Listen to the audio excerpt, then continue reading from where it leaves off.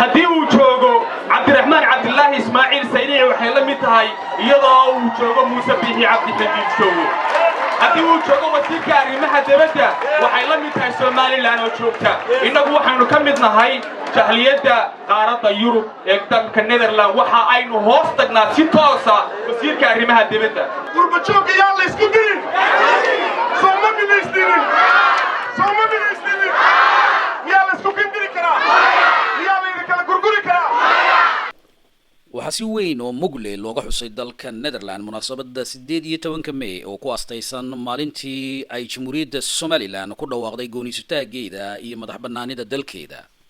Qulbajooga Somaliland Europe iyo Jamhuuriyadda Somaliland ee dalka Netherland oo iskaashanaya ayaa xaflad ballaaran isugu yimid dalka Netherland. waxay sidoo kale munaasabada 18 May ee sanadkan dalka Netherland ama Holland kaga duwan tahay sanadihii hore inay ka soo qayb galeen wafdi ballaaran oo ka kala yimi wadannada Yurubta wafdi uu hogaaminayo madaxweyne ku-xigeenka Jamhuuriyadda Somaliland mudane Cabdiraxmaan Cabdilaahi Saylici waxaana wafdigan ka mid ahaa Dr. Ciise Kayd wasiirka wasaaradda arrimaha dibadda ee Somaliland wakiilka Jamhuuriyadda Somaliland ee midowga Yurub Ambassador Kaysar Cabdilaahi Maxamed Cabdicasiis Cagaweyne gudoomiye ku-xigeenka qandaraasyada qaranka xildhibaan Cali Xoghaye oo ka tirsan baarlamaanka Somaliland iyo Saleebaan Siciid Cali maareeyihii hore ee haamaha shidaalka waxaa sidoo kale jaaliyadda Holland ay martigelisay sanadkan shirkii dallada guud ee jaaliyadaha Somaliland ee Yurub Somaliland Society Europe oo saacada ka hor ka dhacay isla madasha lagu qabtay munaasabada 18 May wakiiladan oo ka kala yimid dhowr dal oo midowga Yurub waxaa ka mid ahaa gudoomiyaha Somaliland Society Europe Nuur Cali Dhuxul wakiilka Austria Saciid Yuusuf wakiilka Somaliland ee Denmark Cabdirasaaq Afqaraf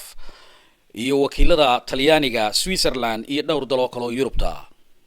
wakiilka Somaliland ee dalkan Holland Ambassador Maxamuud Cabdalle Digaale mas'uuliyiinta jaaliyadda Somaliland ee dalka Holland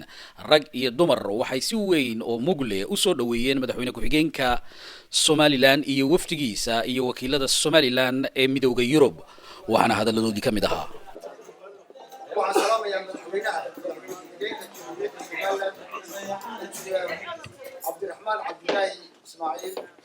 Saylici الزعيم زعماء وعلى السلامة يا وزير كريمة دبت جمهورية الصوماليلاند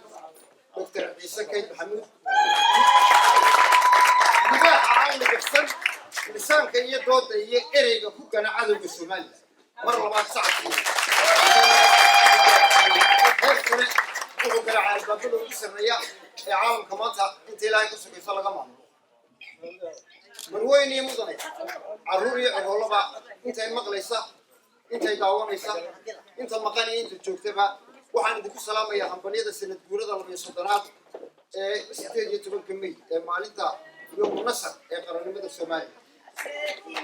أنا أقول كل الجاليات الصومالية ضد النيذرلاند أو هرموت كياي مدن محمود عبد الله الدجالي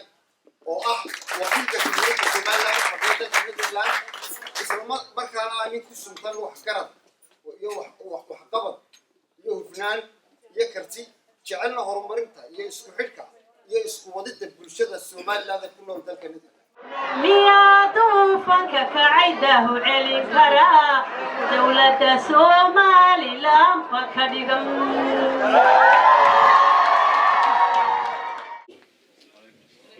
السلام يا الله مهبله وإنه صورة جريان إنه اسمكني معدنو مناسبة قيمة بدن 18 ماي أنت كذب أنا بقول قبلية مقعد شارية الصوماليين إيهولن وعن شرف نوع حتى أنا شارية الصوماليين يوم بسدر الصوماليين إيهولن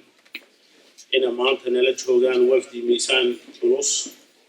ay ka socda Jamhuuriyadda Somaliland ee hogaaminayo mudane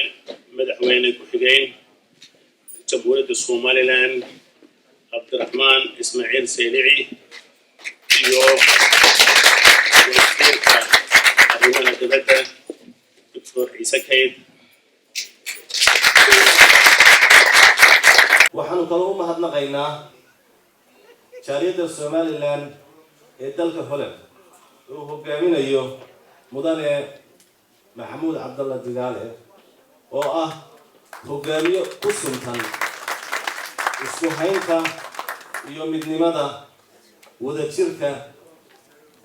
iyo danaha qaranka loo leeyahay. walaalayaal aad iyo aad baan ugu faraxsanahay in martida xoogga leh ay maanta inoo timaado haddaan nahay reer Holland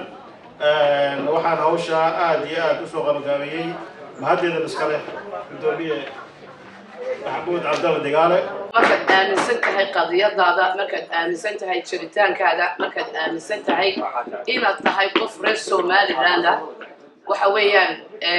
ictiraaf uma baahnid. waxa weeyaan ictiraafku inaad adigu markaaga hore aamintid qofkaad tahay, inaad aamintid inaad tahay qof wadan haysta. waa maalin weyn waxaa laga yaabaa inaanay halkan aynan isugu iman muddo badan, laakiin ay tahay munaasabadaha ugu waaweyn ayna kulmiyo. marka idiga laftiina ciid bay nii tahay, annagana waxay noo tahay inaanu intaasoo maxaan ku dhahdaa falayd 4 falayd baan tirinaynay saakaan inii soo marnay inaan halkan nimaadno. waxaan ka codsanayaa dhammaantiin in xildhibaanadiina midowga baarlamaanka loo doorto midowga Yurub in qof kasta uu ku yiraahdo maxaad Somaliland adu haysaa. waxaan doonaynaa inaan dhisno saaxiibtinimada baarlamaanka Yurub iyo Jamhuuriyadda Somaliland sida aynu hore ugu dhisnay baarlamaanka Ingiriiska xubnaha faraha badan ee Somaliland taageera iyo dalkeena. waxaan u baahanahay markaa maadaama ay doorashadii tahay sanadka soo socda sanadkan ka hadhana ay tahay xilladii campaign-ka in muwaadin kasta oo ku nool wadamada EU-du oo xildhibaanka doorashada ka raba yiraahdo maxaad Somaliland haysaa. dowladda Soomaaliya iyo dadka ka xun horumarka Somaliland inay millions of dollars ku bixiyaan inay hoos u dhigaan Somaliland kor loo qaadaan cadowgeeda. waxa la idinka baahan yahay dad qurba joogtiin inay dowladda tartanaan kuwaas wax ka yimaada qurbaha kuwa wax dhibaatada ugu weyn ku haya Somaliland iyo shacabka Somaliland waa qurba joog dibadda diaspora weeyaan. maalintay doorashadu bilaabantay la codaynayo qof waliba waa xor cidda uu taageerayo ee uu codaynayo, laakiin maalinta qarannimada Somaliland qof meel alla meel ay ku kala tagsantay iyo meel ay ku qaybsantay iyo meel ay magacyo ku leedahay midina ma jirto. Somaliland waa mid, dadkeeduna waa mid, dalkeeduna waa mid. qaybinta la qaybsan yahay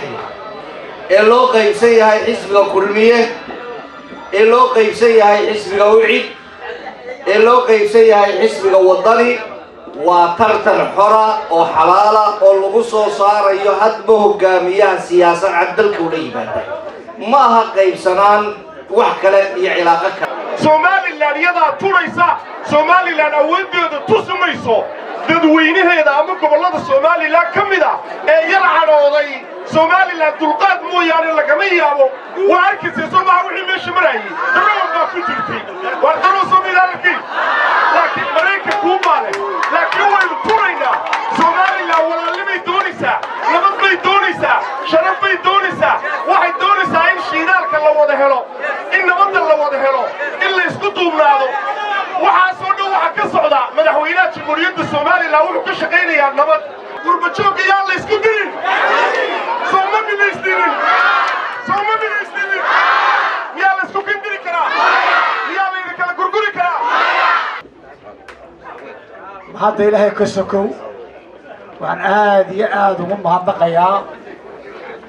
jaaliyadda reer Somaliland ee isku duuban ee sida sharafta iyo karaamada leh iyo wadaniyadu ku dheehan tahay halkan noogu soo dhaweeyay dalka Holland iyadoo kala xidhin intii reer Holland hayd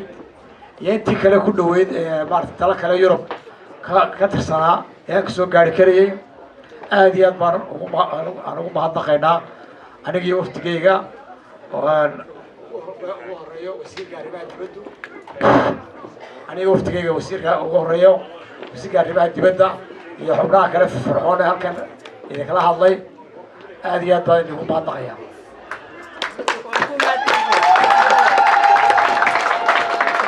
runtii hadduu yidhi maartay wasiirka arrimaha dibadda waa loo dambaysiyaayoo هذا الدبياقي ما كان هذا كنت بدين رجع أفتح سبعة تيجي سووا أنا على هي ويجي بحثته فحتى يفر بدرهم ويجي بحثته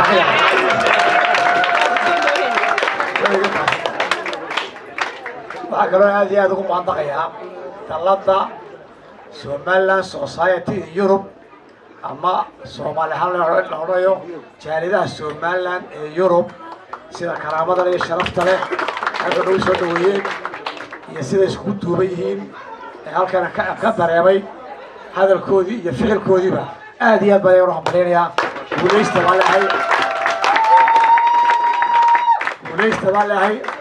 سفير كعبو كل كسومالي هكي جوجا مستنتقالي يسوون نجا سوق عليه بابور راح نجا سوق عليه أمستردام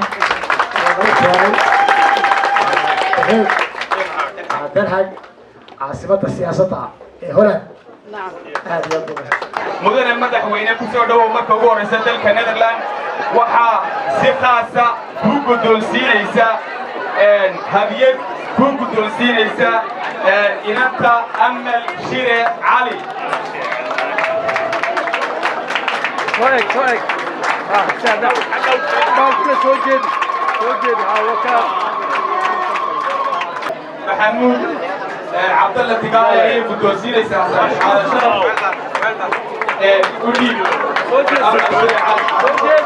شرف سوجد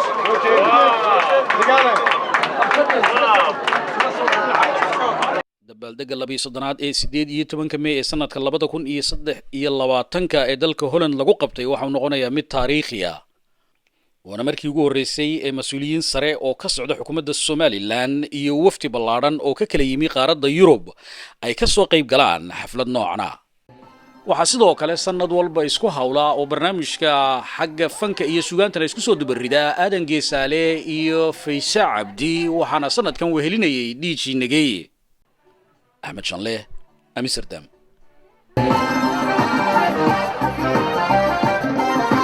ودرتي لتاجي لنبي على كده سلاكي نبض كسهلي